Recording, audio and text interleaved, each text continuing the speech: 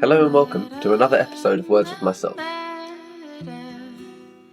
A few episodes ago we spoke about light work and the role of light work being as important as the shadow work, to place as much importance on looking at the happiness, the good times, the fond memories, the times where we were successful and achieved what we wanted to achieve, the times where things went our way, as well as looking at all of the trauma and all of the pain. But one thing I get asked a lot is how? Like, what is the actual process of doing this? And there are quite a few. So this episode is not going to be an esoteric discussion about principles, but instead a practical solution as to how you can apply these things in your real day-to-day life. So to start with, we'll talk about the most common, or the easiest to apply, I would say. Let's say you're having a conversation with someone, and during this conversation, you notice yourself getting agitated or angry or upset or having a very strong emotional reaction to the conversation. It could be that someone said something that you perceived as aggressive or mean or harmful to you, or it could just be simply they said something that you didn't agree with and you hold a belief so strongly that the fact that they don't share that same belief makes you quite upset, which is very common in political discussions or discussions that are quite emotionally charged. But any time one of these strong, visceral, emotional reactions occurs, we can then look at this in retrospect and think, what was said and why did I find this upsetting or aggravating? What caused me to have a strong emotional reaction to what was said? How did I perceive that? And what am I possibly relating this to? So it could be something like this. You're having a disagreement with someone, maybe a stranger in a supermarket, and they insult you. You're minding your own business, and then someone comes and tells you you're fat and you need to move out of the way. And you have this very strong emotional reaction to this. And of course, they've just insulted you, so you're not exactly going to be over the moon about this.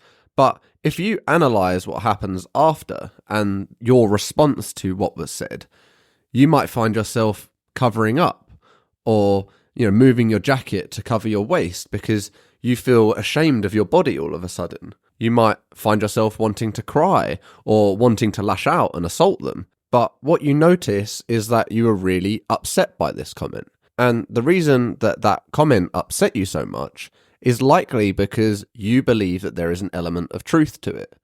You believe and have taken on their perspective of you and allowed it to change your mental image of yourself. Because if they had said something that you knew wasn't true, you wouldn't have had that emotional reaction to it. You would think that they were a crazy person. If they'd have said, move out the way, you have terrible purple hair and you have brown hair, you wouldn't really take that seriously. You would actually find it quite funny, most likely. Or you would think that it was a ridiculous statement to make because it's so obviously not true. And so we can't attach to those kind of statements in the same way as we attach to statements that we believe have an element of truth to it. Really, we should be so certain of ourselves and who we are and our worth that when somebody makes these comments, no matter what it is, whether they say we're unkind or we're horrible or we're ugly or we're fat or whatever it is, when we hear these statements, we laugh at them and think they're ridiculous because we should have such a concrete sense of self-worth that what other people say shouldn't matter to us. And their opinion shouldn't inflict any pain on us because we shouldn't be allowing other people's opinions and other people's words to influence and dictate our own sense of self-worth. And of course, this is easier said than done. But any time that we're having these really super emotional reactions to something that has been said, it is because we believe part of it to be true, or we believe there's an element of truth to it. And that is what upsets us. If it was something so completely wrong, so far off the mark, it wouldn't affect us in the same way. We wouldn't have that emotional attachment to it. So this is where the shadow work comes in, to analyze what that emotional connection to what was said is. Why do we have this belief that what they said was partly true? Or what in us connected to that statement? Maybe we were previously bullied.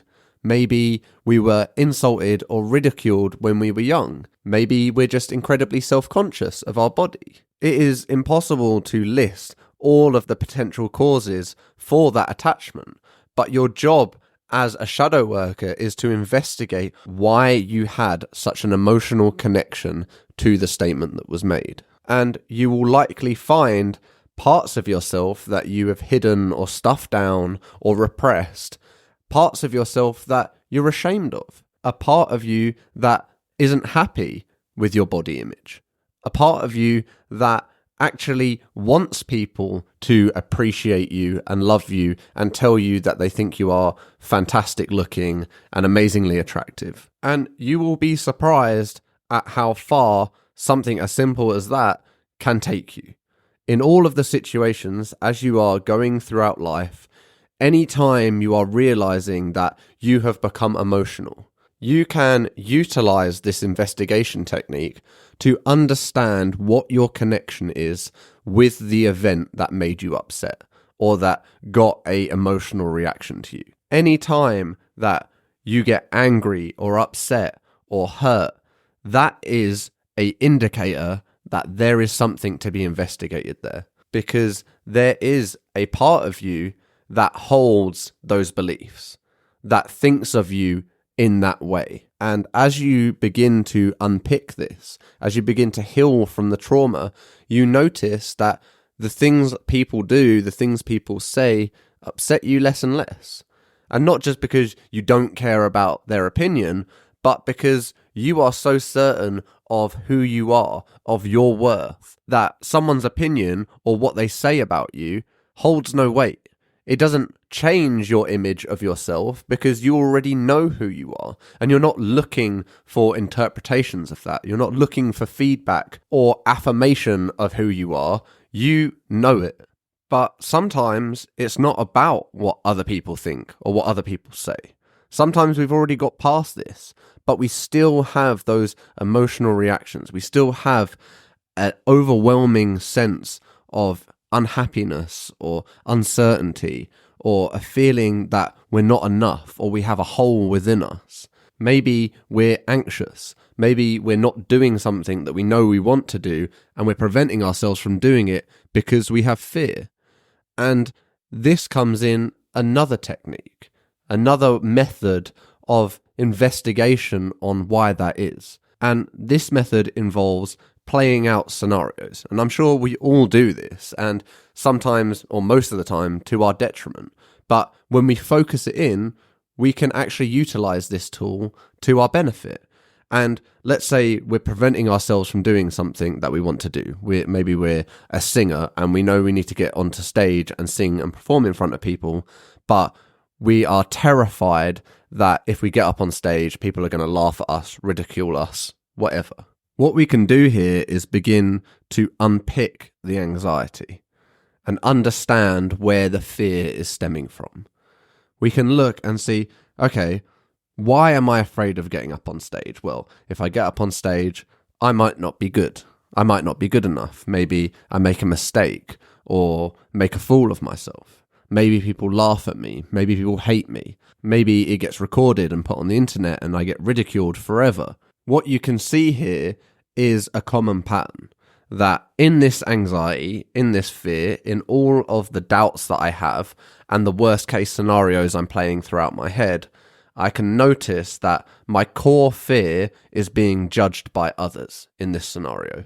I am worried that I am not enough, that I won't be good, that my performance will be terrible and others will judge it and judge me. And then you can begin your investigation and try and understand, why do I hold these fears? Why do I hold this anxiety? When was the last time I felt like this? Or when did I believe that I could do something and was really confident about it, and then that image gets shattered? Did I previously perform? Did I previously sing and get up on stage and then everyone laughed at me? Is there some experience that I am reliving or trying to avoid? Is there something I'm trying to escape? Or it may be that We are okay singing in front of strangers, but when it comes to singing in front of family or friends, that's where we feel the most fear and anxiety. Why might that be? Why are you afraid of being seen by those who love you? And typically the answer to this is that we're afraid that if we're truly seen by the people that love us, that they won't love us anymore. They won't want us, and we can feel a really heavy reliance on these people, a real attachment to them, and the thought of anything going wrong or having a bad performance or being embarrassed in front of them might cause them to abandon us. Only you will be able to understand the reasonings and unpick the trauma. But you can see how this process unfolds. You can see how to dig in and drill down on what we're feeling and why. And it's not to overanalyze it, but just to understand where it's coming from so we can make an informed decision. If we're acting out of fear and trauma, we're probably not going to be making the right decisions on what actions to take. If we can bring awareness to these feelings, if we can understand, okay, this is why I'm feeling that, and these feelings are valid, but they're not accurate, they're not true, I can make a different decision and I can choose to push past these negative feelings because I know the real truth. I know that my family love me, or I know that I love singing so much that I have to get up on stage and perform. Whatever it is, if you spend some time truly thinking about it, you're going to come up with an answer as to why you feel what you feel, and you can make a determination whether that feeling is accurate or not. And this brings me to the third and final technique, and something that I truly believe is the most powerful form of analysis or shadow work or light work. It applies to both. And this is to pull up a mental image of your life. And you can scope this up or down. You can have your entire life, or you can scope it to your current day by day, or a moment in time in your life. But pull up a mental image. We'll work with the entirety of life for now. So pull up a mental image as if you're watching a film of your life, and you're looking at the day by day playthrough of your life through the years. How does that film make you feel? As you see your life in front of you, as you're watching yourself grow up and go through life, how are you feeling about your life? Are you upset? Are you ashamed? Are you angry? Are you hurt? Are you happy? Are you content? Are you proud? What feelings do you feel watching your life? And then to take this further, let's say we scope it back down to your day by day, and somebody has a camera on you 24/7, and you know that this movie is now public. Imagine there is a live stream of your life watching every little thing that you do. What things would you do differently? How would you feel if somebody saw the things that you do every day? Would you be proud? Would you be upset? Would you be ashamed? A lot of us, if we were filmed 24/7 and everyone could see, we would change a lot of things that we do. We would hide certain behaviors. We would stop doing things that were harmful or upsetting to ourselves. We might stop taking risks. We might change our hobbies. We might change how we spend our free time. But if you didn't know you were being filmed, but after the fact you found out that everything was being recorded and it was getting published, how would that make you feel? For a lot of us, it would make us feel quite ashamed and embarrassed. And we wouldn't want people to see ourselves in that light. But that is our day by day. Those are the decisions we are making. And if you are feeling a very strong emotional reaction to this concept, then understand why. What parts of yourself are you ashamed of? What decisions are you making that you're not proud of? What are you doing that isn't in your best interests? Because if this is bringing up negative emotions, if you're not feeling proud of how you're spending your time or you're living your life, and you can imagine yourself in this movie. You can also imagine what you would want that character to do next, the steps you would want them to take, the adventures you would want them to go on, the transformation you would want them to have.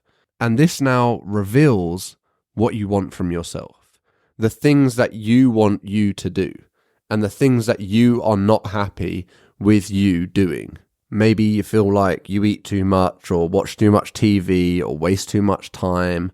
Maybe you spend too much time on social media, or whatever it is, whatever's bringing up this feeling of shame or embarrassment. That is what you need to investigate. Why do I feel ashamed or embarrassed of the way I live my life? Is it because I'm doing something that I shouldn't be doing? Or is it because I have not fully healed some trauma in my life that has allowed me to truly embrace who I am and the life that I want to live? Because after using a combination of these techniques, you will have a very solid understanding of what you feel, why you feel it, and what you can do about it. And this process is not for the weak. It's not something that is lighthearted or fun. It's not something that isn't painful. A lot of the time, doing this work, applying these techniques, is incredibly painful, is very traumatic and upsetting, and often you have to relive things that you have chosen to block out or prevent yourself from thinking about. But those are the things that are actively impacting your life right now. They are having an effect, and just because you choose to ignore them, that doesn't mean the impact that they are having is not real, because it is. And the sooner that we understand that impact and what we can do about it, the sooner we can live happier, healthier, more fulfilled lives. Thank you for listening.